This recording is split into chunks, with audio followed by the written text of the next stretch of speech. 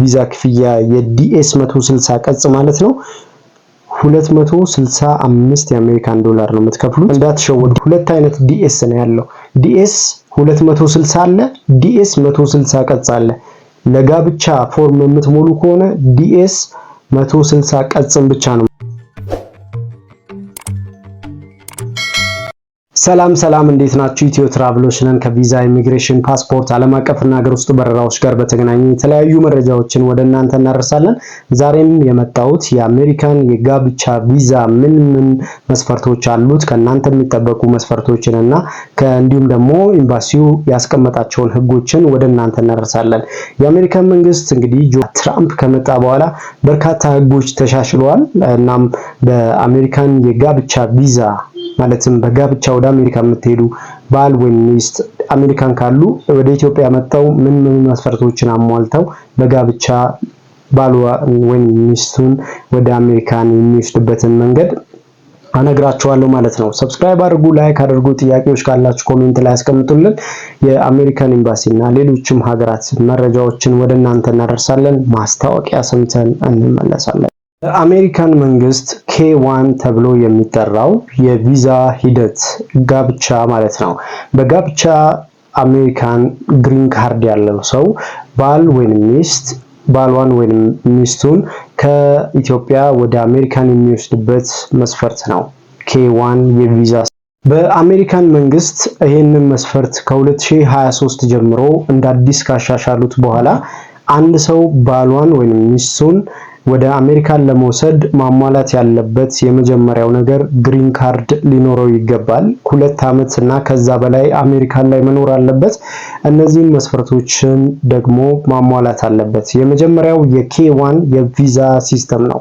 ይሄ ማለት በኬ1 ውስጥ ያለ የቪዛ ሲስተም የመጀመሪያው CR1 የሚባለውና IR1 የሚባለው ባል ወይም ሚስት ቪዛ የሚጠየቁበት ሂደቶች ናቸው። እነዚህን የቪዛ ሂደት የሚጠየቁት ኢትዮጵያዊ ዜግነት ካለው ባል ወይንም ደግሞ ሚስት አንደኛው የአሜሪካን ግሪን ካርድ መኖሪያ ፍቃድ ሊኖረው ይገባል ይላል።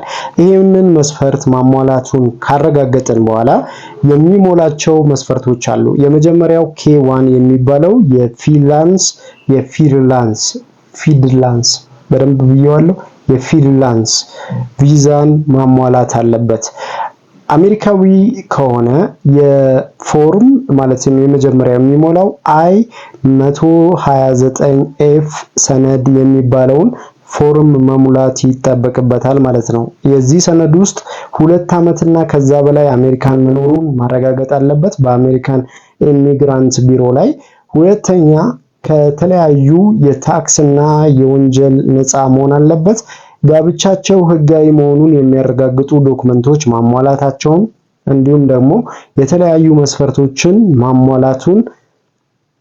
ማሟላታቸውን የሚያረጋግጥ ደብዳቤ ማለትም በI-130 ቅጽ ላይ ቀደም ያልኩት I-129F የሚባለው ነው። ይሄኛው ደግሞ I-130 ቅጽ ላይ መሙላት አለበት። ጋብቻቸው በህጋዊ መንገድ የተረጋገጠ መሆን አለበት። በኢትዮጵያ መንግስትም በአሜሪካ መንግስትም የተረጋገጠ መሆኑን የሚያሳይ ዶክመንቶችን ማሟላት ይኖርበታል። የመጀመሪያው ነገር I-129F የሚባለው ሰነድን ሲያዘጋጅ የሚሞሉ ፎርሞች አሉ። የመጀመሪያው DS 160 ቅጽ ነው። የመጀመሪያው DS 160 ቅጽ ላይ የሚያሟሉት መስፈርቶች አሉ። ጋብቻቸው ትክክለኛ መሆኑን የሚያረጋግጥ እና ወደ ኤምባሲ ቀጠሮ የሚያስይዝበት NVC የሚባለውን የቪዛ ሲስተም ማሟላት ይጠበቅበታል ይላል። የቪዛው ሂደት በዲኤስ 160 ቅጽ እና በኢትዮጵያዊ ዜግነት ባለው ባል ወይም ሚስት የሚሞላ የዲኤስ 160 ቅጽ ነው። ሁለቱም 160 ቅጽን ይሞላሉ። ኢትዮጵያም ያለው አሜሪካንም ያለው ሰው ይሄንን ፎርም ሞልቶ ነው ወደ ኤምባሲ የሚገባው ማለት ነው። ፎርሙ ማለት ለምሳሌ ዲኤስ 160 ቅጽ ማለት የመጀመሪያው 50% ኢንተርቪው ማለት ነው። ዲኤስ ላይ ማለትም ፎርሙ ላይ የሞላችሁትን ነገር በአካል በኢንተርቪው ሰዓት ስትጠየቁ ለትመልሱት ይገባል። በዛ ሰዓት መሳሳት የለባችሁ ማለት ነው። ጋብቻችሁ ትክክለኛና ህጋዊ መሆኑን የሚያረጋግጥላችሁ የምትሞሉት ፎርም እና በአካል የምትሰጡት ኢንተርቪው ነው ማለት ነው። ስለዚህ እነዚህን ፎርሞችን ከሞላችሁ በኋላ በአሜሪካን ኤምባሲ የጤና ማዕከል ወይንም ደግሞ የጤና ምርመራ እንድታደርጉ ይታዘዛል ማለት ነው። ባል ወይም ሚስት ይህንን ምርመራ እንዲያደርጉ ይታዘዛል። ከዛም በኋላ ይቅርታ መጀመሪያ ኢንተርቪው እንዲገቡ ነው የሚደረገው። ከኢንተርቪው በኋላ ነው ወደ ጤና ምርመራ የሚሄዱት ማለት ነው። ኢንተርቪውን ለማለፍ ግን በርካታ ጥያቄዎች ይቀርባሉ። እነዚህ ሰነዶች ደግሞ ቅድም ላይ ያልኳቸው ሰነዶችን ማሟላት ይኖርባቸዋል። ከኬ1 ጀምሮ እስከ አይ130 እንዲሁም አይ129ኤፍ ድረስ እነዚህን ሰነዶችን ማሟላት ይኖርባቸዋል ማለት ነው። አብዛኛው ሰው ኢንቪቴሽን ማስመጣት ለምሳሌ በባል ወይም በሚስት በኩል ኢንቪቴሽን ማስመጣት ቢፈልግ እንኳን ኢንቪቴሽን ፔፐሩ ላይ የተሞሉ ዶክመንቶችን በዲኤስ 160 ቅጽ ላይ መሙላት ይጠበቅበታል ማለት ነው። እነዚህን ካሟላ በኋላ ወደ ቀጣዩ ወደ ሰነድ ማረጋገጥ፣ እያንዳንዱ ሰነድ ትራንስሌት ተደርጎ በእንግሊዘኛ መቅረብ አለበት ይላል። ኦፊሰሩ ጋር ከመቅረባችሁ በፊት ማወቅ ያለባችሁ ነገር በዲኤስ 160 ቅጽ የሞላችሁትን በኬ1 የቪዛ ሲስተም ማለትም በጋብቻ ወደ አሜሪካን የምትሄዱ ሰዎች ማሟላት ያለባችሁ በርካታ ወሳኝ ነገሮች አሉ። የቪዛ ክፍያችሁን መክፈል አለባችሁ። የመጀመሪያው ነገር 185 የአሜሪካን ዶላር የዲኤስ 160 ቅጽ የሚሞላበትን ፎርም ነው። ሁለተኛ ማስረጃ የጋብቻ ሰርተፊኬታችሁን በአማርኛ በእንግሊዝኛ ትራንስሌት መደረግ አለበት። ፓስፖርት፣ የጤና ምርመራ፣ እነዚህን ዶክመንቶችን ማሟላት ይኖርባቸዋል ማለት ነው። በተጨማሪም በአሜሪካን እና በኢትዮጵያ ኤምባሲ ማለትም በአሜሪካን መንግስት የአሜሪካ ኤምባሲ አዲስ አበባ በሚገኘው ማለት ነው ቀጠሮ ስታስይዙ በቀጠሮ ቀን ይዛችሁ መግባት ያለባችሁ ዶክመንቶች ከላይ ጠቀስኳቸው ናቸው። ሌላኛው በኢትዮጵያ እውቅና ያለው የ6 ወር ፓስፖርት፣ ያ ማለት ከ1 ዓመት በላይ መሆን አለበት ፓስፖርታችሁ። ጋብቻችሁ ህጋዊ መሆኑን የሚያረጋግጡ የአካባቢ ወይንም ደግሞ የማዘጋጃ ቤት የሚሰጠው የ80 የጋብቻ ወረቀት ማለት ነው። እሱ መያዝ አለባችሁ። እንዲሁም የትውልድ ቀን የልደት ካርዳችሁን መያዝ አለባችሁ።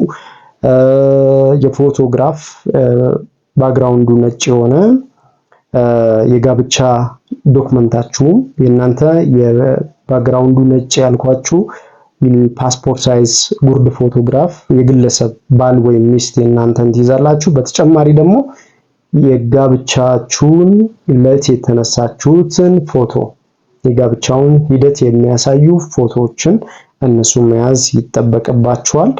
ሌላኛው የጤና ምርመራ ነው። የጤና ምርመራችሁን ዶክመንት መያዝ አለባችሁ። ከወንጀል ነፃ መሆናችሁን የሚያሳይ የፖሊስ ማስረጃ ከአዲስ አበባ ፖሊስ ሳይሆን ከፌዴራል ፖሊስ የወንጀል ሪከርድ እንደሌለባችሁ ባልም ሚስትም እዛም ሀገር ያለው ባል ወይም ሚስት አሜሪካን ያለ ማለት ነው ከወንጀል ነፃ መሆኑን የሚያሳይ ከታክስ ፍሪ መሆኑን የሚያሳይ ዶክመንቶችን ማሟላታችሁን ማረጋገጥ አለባችሁ። መጨረሻ ላይ የምትሞሉት ፎርም ምንድነው? አይ864 ፎርም ነው። እንዲሁም CR1 የሚባለውን ፎርም ትሞላላችሁ። እነዚህ አራት ፎርሞች ናቸው። የመጀመሪያው አይ134 ፎርም፣ ሁለተኛው K1 ፎርም፣ ከዛ ደግሞ አይ864 ፎርም ትሞላላችሁ። በተጨማሪ መጨረሻ ላይ ልክ እንዳለቀ እነዚህን ሶስቱን ካለፋችሁ በኋላ የመጨረሻው CR1 የሚባለውን የቪዛ ፎርም ነው የምትሞሉት ማለት ነው። ፎርሙን ለመሙላት ከተቸገራችሁ አሜሪካንም ያላችሁ በእኛ በኩል ይህንን ፎርም አሞላል ማግኘት ትችላላችሁ። ኢትዮጵያም ካላችሁ ደግሞ በኢትዮጵያ በኩልም ይህንን ፎርም እኛ እንሞላላችኋለን ማለት ነው። አጠቃላይ የመጀመሪያው ነገር አጠቃላይ ወጪው አሁን ባለው ሁኔታ የቪዛ ፎርም ማለት ነው የ2025 ሳይሆን የ2023 የቪዛ ክፍያ በጋብቻ ወደ አሜሪካ ለምትሄዱ ሰዎች የምትከፍሏቸው ክፍያ አይ129 ፎርም ማለትም አይ129ኤፍ የሚባለው ፎርም ስትሞሉ 535 የአሜሪካን ዶላር ነው የምትከፍሉት።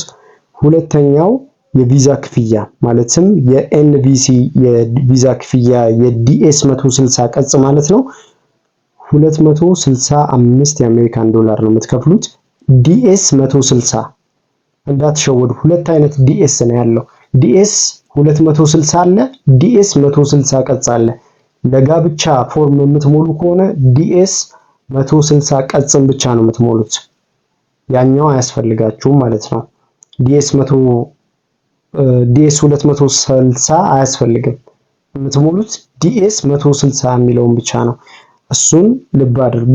ሁለተኛ በደንብ ማየት አለባችሁ፣ የጤና ምርመራ ነው። ከ200 እስከ 500 ዶላር ድረስ ሊያስወጣችሁ ይችላል። ሁለታችሁም የባልም የሚስትም ስለሚያስፈልግ ማለት ነው። ሌላኛው የአይ 130 ፎርም የምትሞሉት ቅድም እንዳልኳችሁ 535 ፎርም ነው። 535 ዩኤስ ዶላር ነው የምትከፍሉት። ቅድም እንዳልኳችሁ ደግሞ በተጨማሪ ኤንቪሲ የሚባለው ደግሞ ወደ ምርመራና ወደ ኢንተርቪው እንድትገቡ የሚፈቀድበት የቪዛ ፎርም የምትሞሉት 445 ዩኤስ ዶላር ነው።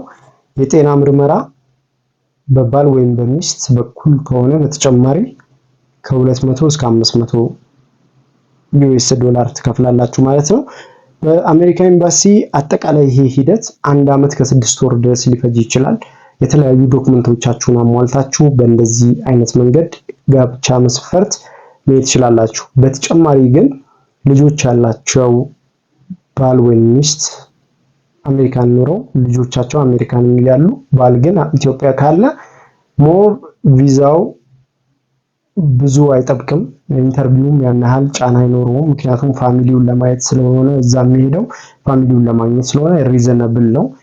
በመሃላችሁ ግን ግንኙነቱ መሃል ላይ ልጆች ወይም ደግሞ በጣም ርቀት ካለ ለምሳሌ ከተጋባችሁ 5 ዓመት መሃል ልዩነት ካላችሁ ቪዛውን ካላገኛችሁ እንዴት እስካሁን ድረስ ቆየህ የሚለው ከዛ ይጀምራል ጥያቄውና ቀጣይ ደግሞ ምን አይነት ኢንተርቪዎች ይኖራችኋል፣ በኢንተርቪው ሰዓት ምን መመለስ አለባችሁ የሚለውን ነገር ማግኘት ትችላላችሁ። በእኛ በኩል የተለያዩ መስፈርቶችን አሟልታችሁ ለምትመጡ ሰዎች ከናንተ ዶክመንቶችን አሟልታችሁ የምትመጡ ሰዎች እናማክራለን። ፕላስም ፎርሙን እንሞላላችኋለን። አሜሪካንም ላላችሁ ኢትዮጵያም ላላችሁ ይህንን አገልግሎት እንሰጣለን። በኢትዮ ትራቭል በኩል ይህንን አገልግሎት ታገኛላችሁ ማለት ነው። ይቅናችሁ። ኢትዮ ትራቭልን ሰብስክራይብ አድርጉ። የቪዛ መረጃዎችን፣ የተለያዩ ሀገራት መረጃዎችን በእኛ በኩል ታገኛላችሁ። አብራችሁን ስለነበራችሁ እናመሰግናለን። ኢትዮ ትራቭልን ቤተሰብ ሁኑ። ቀጣይ የተለያዩ መረጃዎችን እንሰጣችኋለን። የጉብኝት ጊዜ ይኖረናል። ወደ ተለያዩ ሀገራት ሲሄድን ደግሞ አንዳንድ ነገሮችን እናሳያችኋለን ማለት ነው። አብራችሁን ስለነበራችሁ አመሰግናለሁ። ሰብስክራይብ አድርጉ። በዚህ በረመዳን ቢያንስ 20,000 ብለናል። እንግዲህ ወደ 14,000 መጥቷል በዚህ በ10 ቀን ውስጥ ማለት ነው። በጣም በሚገርም ሁኔታ ቀጣይ ደግሞ ይሄዳል ብዬ አስባለሁ። ረመዳን ሳያልቅ 20,000 ሰብስክራይበር ያስፈልገናል። ይሄንን እንደ ቻሌንጅ ጀምረናል። ስለዚህ ሁላችሁም በያላችሁበት ቦታ ሰብስክራይብ አድርጉ፣ ለሌሎችም ሼር አድርጉ። የቪዛ፣ የኢሚግሬሽን፣ የኤምባሲ እንዲሁም ደግሞ የዓለም አቀፍና ሀገር ውስጥ በረራ፣ የአየር ትኬት፣ የኢትዮጵያ አየር መንገድን መረጃዎች በሙሉ ወደ እናንተ እናደርሳለን። አብራችሁን ስለነበራችሁ አመሰግናለሁ። መልካም ሁሉ ተመኘ